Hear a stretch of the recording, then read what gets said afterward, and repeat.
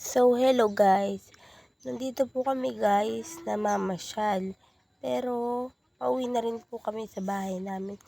Siguro po guys, 2 kilometro po guys, bago kami makarating sa amin. Pero kung makikita nyo po, may fish pan guys. So, ang alaga po nila dyan, hito or panggasyos.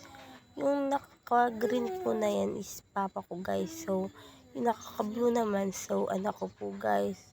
Mamasyal lang po, tamang ngiti-ngiti, pa-post-post lang po ako dyan guys.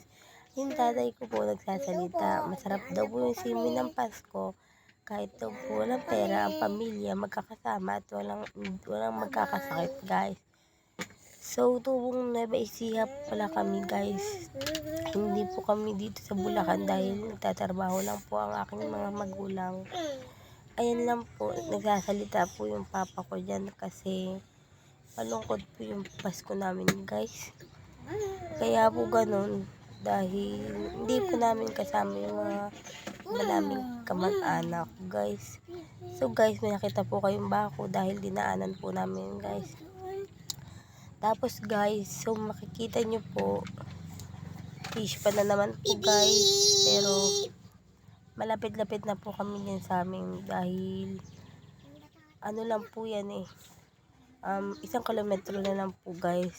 So, tamang post na naman ako dyan guys. So, makikita nyo, ngingiti-ngiti na naman. Nasaktan po ako guys kasi bye bye.